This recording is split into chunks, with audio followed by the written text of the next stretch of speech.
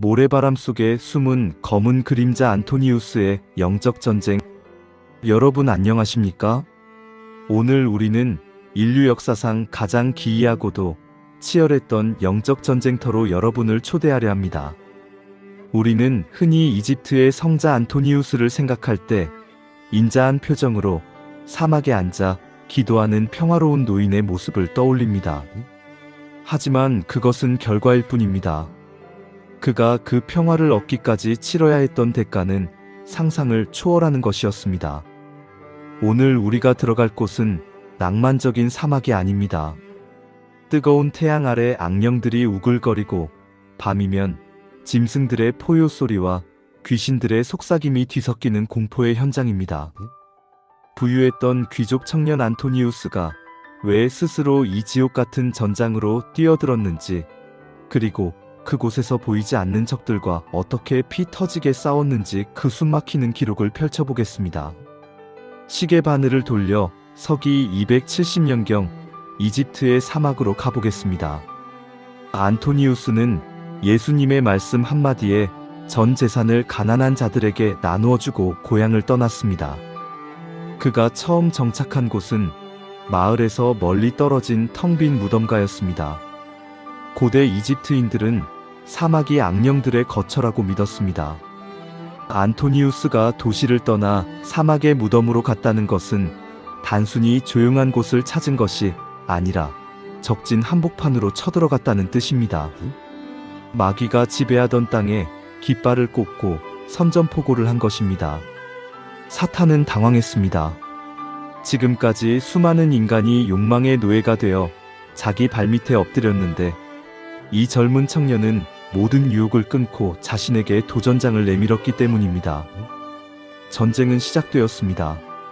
사탄의 첫 번째 공격은 물리적인 폭력이 아니었습니다. 가장 교묘하고 집요한 심리전이었습니다. 안토니우스가 무릎을 꿇고 눈을 감으면 마귀는 그의 머릿속에 과거의 기억들을 영화처럼 상영했습니다. 그가 버리고 온 넓은 땅, 화려한 집, 하인들이 차려주던 맛있는 음식들이 눈앞에 아른거렸습니다. 마귀는 부드러운 목소리로 속삭였습니다. 안토니우스야, 너는 너무 성급했어. 내가 여기서 굶어 죽는다고 누가 알아주니? 너는 아직 젊어. 세상에는 즐길 것이 얼마나 많은데 여기서 청춘을 썩히느냐? 그 속삭임은 너무나 논리적이고 달콤했습니다. 하지만 그는 머리를 흔들며 외쳤습니다. 생기를 잡고 뒤를 돌아보는 자는 하나님 나라에 합당치 않다. 그는 이 잡념을 떨쳐버리기 위해 더 크게 기도하고 노동했습니다. 심리전이 통하지 않자 사탄은 더 강력한 무기를 꺼냈습니다. 바로 젊은 남자에게 가장 치명적인 정욕이었습니다. 밤이 되면 마귀는 음란한 환상을 안토니우스에게 보냈습니다. 육체의 본능이 끌어올랐습니다. 사막의 열기보다 더 뜨거운 욕망의 불이 그의 몸을 태우려 했습니다. 안토니우스는 이 불을 끄기 위해 필사적으로 저항했습니다. 그는 옷을 벗고 거친 모래바닥에 뒹굴었습니다. 며칠씩 밥을 굶으며 육체의 힘을 뺐습니다. 그는 울부짖었습니다. 주님, 저를 불쌍히 여기소서. 이 더러운 뱀이 내 몸을 감고 있습니다. 그는 자신의 몸을 학대한 것이 아니었습니다. 영혼을 살리기 위해 육체를 십자가에 못 박는 처절한 몸부림이었습니다. 정욕의 공격마저 실패하자 사탄은 분노했습니다. 이제 사탄은 전략을 바꾸었습니다. 부드러운 유혹 대신 끔찍한 공포를 사용하기 시작했습니다. 밤이 깊어지고 사막의 정적이 흐를 때 갑자기 안토니우스의 귓가에 섬뜩한 소리들이 들리기 시작했습니다. 너를 죽이겠다. 여기서 나가! 어둠 속에서 시뻘건 눈동자들이 그를 노려보는 것 같았습니다. 이것은 환청이 아니었습니다. 영적인 실체들이 그를 에워싸고 압박해오는 실제 상황이었습니다. 공포가 목을 조여왔지만 안토니우스는 시편을 찬송하며 버텼습니다. 그러자 마귀들은 최후의 수단을 썼습니다. 그것은 바로 물리적인 폭력이었습니다. 어느 날 밤 안토니우스가 깊은 기도에 들어가 있을 때였습니다. 갑자기 동굴 안의 공기가 얼어붙는 듯 하더니 눈에 보이지 않는 검은 그림자들이 떼거지로 그를 덮쳤습니다. 훗날 이 이야기를 기록한 아타나시우스에 따르면 그날 밤 마귀들은 안토니우스에게 무자비한 린치를 가했습니다.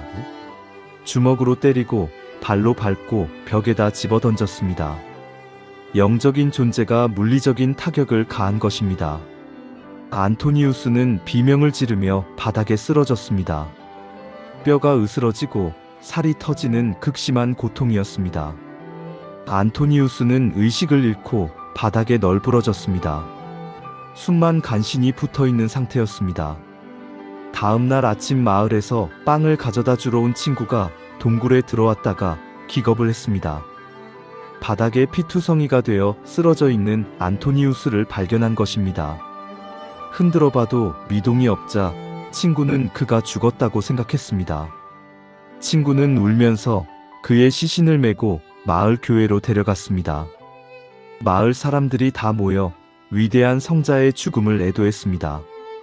그런데 여러분, 한밤중에 놀라운 일이 벌어졌습니다. 죽은 줄 알았던 시신이 꿈틀거린 것입니다. 안토니우스가 눈을 떴습니다. 그는 온몸이 부서질 듯 아파서 일어날 수가 없었습니다. 그는 신음하며 옆에서 졸고 있던 친구를 불렀습니다. 친구는 깜짝 놀라 깨어났습니다. 안토니우스가 쉰 목소리로 부탁했습니다. 여보게, 나를 다시 그곳으로 데려다 주게. 친구는 귀를 의심했습니다. 그 지옥 같은 곳에서 방금 죽다 살아나왔는데 다시 가겠다니요.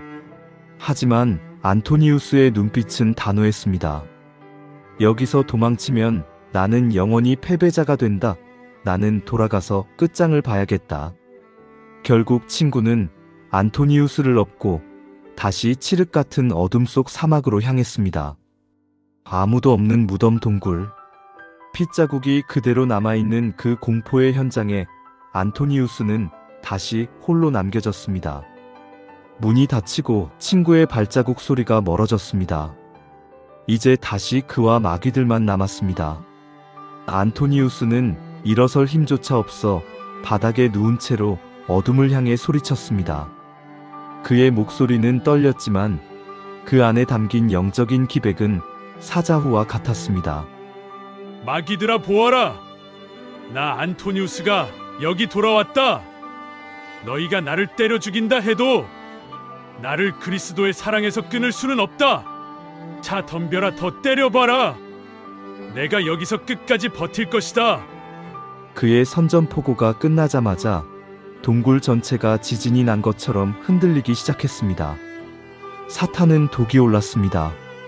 동굴 벽이 갈라지며 지옥의 군대가 쏟아져 나오기 시작했습니다. 이때 나타난 마귀들의 형상은 실로 기괴하고 공포스러웠습니다. 그들은 사자, 곰, 표범, 황소뱀, 전갈, 승냥이 같은 맹수의 모습으로 변신하여 덤벼들었습니다. 사자는 무시무시한 갈기를 휘날리며 포효했고, 곰은 앞발을 들어 당장이라도 내려칠 듯 위협했습니다. 뱀은 스르륵거리며 안토니우스의 발목을 휘감았습니다. 좁은 동굴 안은 짐승들의 울음소리와 악취 그리고 살기 어린 눈빛들로 가득 찼습니다. 이것은 꿈이 아니었습니다. 영적인 실체가 물리적인 감각을 동반하여 압박해오는 숨막히는 현실이었습니다. 보통 사람이라면 그 공포감에 심장이 터져 죽었을지도 모릅니다. 하지만 바닥에 누워 꼼짝도 못하던 안토니우스는 그들을 보며 비명을 지르는 대신 피 묻은 입술을 열어 껄껄 웃기 시작했습니다. 그리고 그들을 조롱했습니다. 야, 이 비겁한 놈들아! 너희가 정말 힘이 있다면 한 놈만 와도 나를 죽일 수 있을 텐데 너희가 약해 빠졌으니까 이렇게 떼거지로 몰려온 것 아니냐? 덤벼라! 너희가 만약 하나님의 허락을 받고 왔다면 나를 삼켜라. 하지만 허락 없이 왔다면 지금 당장 내 앞에서 사라져라. 나는 예수 그리스도의 종이다. 그의 외침은 사자후와 같았습니다. 믿음의 배짱 앞에서는 맹수들이 오히려 주춤거렸습니다. 그들이 이를 갈며 안토니우스를 덮치려는 찰나 놀라운 일이 벌어졌습니다. 갑자기 동굴의 천장이 쩍하고 갈라지는 듯 하더니 캄캄한 어둠 속으로 한 줄기 강렬한 빛이 레이저처럼 쏟아져 내려왔습니다. 그 빛은 세상의 태양빛과는 비교할 수 없는 거룩하고 압도적인 영광의 광채였습니다. 그 빛이 닿자마자 으르렁거리던 사자와 곰과 뱀들은 비명을 지르며 연기처럼 사라져버렸습니다. 어둠은 빛을 이길 수 없었습니다. 순식간에 동굴 안은 고요해졌고 안토니우스의 몸을 짓누르던 극심한 통증과 상처들이 씻은 듯이 나았습니다. 안토니우스는 벌떡 일어나 무릎을 꿇었습니다. 그리고 그 쏟아지는 빛을 향해 울먹이며 물었습니다. 오 주님 어디 계셨습니까? 제가 그토록 맞고 찢기고 죽음의 문턱을 넘나들 때 도대체 어디 계셨습니까? 왜 처음부터 나타나서 저를 도와주지 않으셨습니까? 그러자 빛 속에서 부드럽고도 위험 있는 음성이 들려왔습니다. 안토니우스야, 나는 줄곧 여기 있었다. 나는 한순간도 너를 떠난 적이 없다. 나는 내가 물러서지 않고 끝까지 싸우는 모습을 지켜보고 있었다. 내가 항복하지 않고 승리했으니 이제 내가 너의 이름을 온 세상에 알릴 것이며 내가 영원히 너의 돕는 자가 될 것이다. 이 체험 이후 안토니우스는 완전히 다른 사람이 되었습니다. 그는 더 이상 마귀를 두려워하지 않게 되었습니다. 승리를 경험한 안토니우스는 여기서 멈추지 않았습니다. 그는 35세가 되었을 때 더 깊은 영성을 위해 나일강 건너편 피스피르라는 산으로 들어갔습니다. 그곳에는 오래전 버려진 로마 군대의 요새가 있었습니다. 그는 그곳에서 무려 20년 동안 나오지 않았습니다.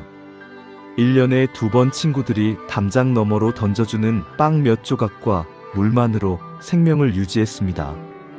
드디어 20년이 지났습니다. 안토니우스의 나이 55세가 되던 해였습니다. 그의 생사를 궁금해하던 사람들이 참지 못하고 요새의 문을 부수고 들어갔습니다. 사람들은 비쩍 말라 뼈만 남은 노인이나 광인이 나올 것이라고 예상했습니다. 그런데 굳게 닫혔던 문이 열리고 쏟아지는 햇살 속에 걸어나온 안토니우스의 모습에 모든 사람이 숨을 멈췄습니다. 그는 20년 전 들어갈 때와 똑같았습니다. 무엇보다 놀라운 것은 그의 얼굴이었습니다. 그의 눈빛은 갓 태어난 아기처럼 맑았고 그의 얼굴에서는 세상이 줄 수 없는 신비한 평화의 빛이 뿜어져 나오고 있었습니다. 아타나시우스는 이때의 모습을 하나님의 성품에 참여한 자라고 기록했습니다. 그는 사막에서 인간의 본성을 초월하여 성령과 하나가 된 상태였던 것입니다. 요새 밖으로 나온 안토니우스에게서는 놀라운 능력이 나타나기 시작했습니다. 그가 손을 얹자 불치병 환자들이 나았습니다. 평생 귀신 들려 고통받던 자가 그 앞에서 거품을 물고 쓰러지더니 온전해졌습니다.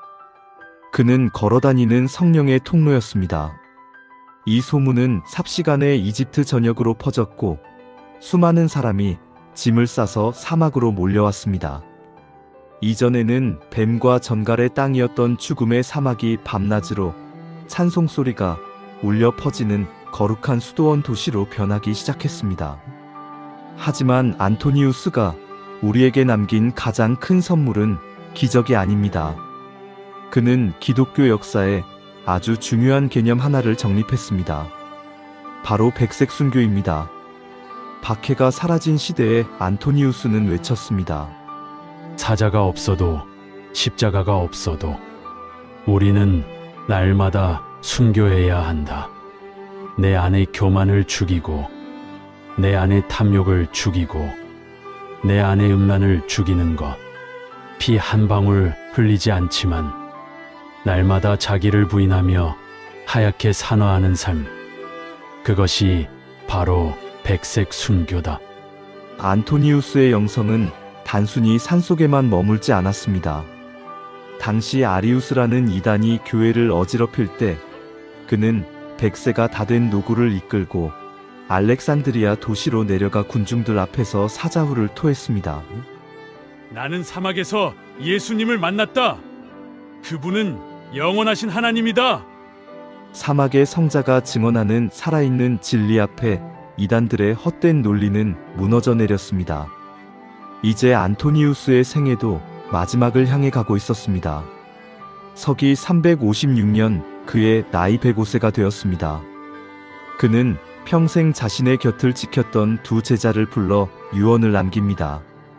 내 아들들아, 내 몸을 이집트 사람들처럼 미라로 만들지 말라. 나는 흙에서 왔으니 흙으로 돌아갈 뿐이다. 나를 아무도 모르는 곳에 깊이 파묻고 그 무덤의 위치를 너희 둘 외에는 아무에게도 알리지 말라.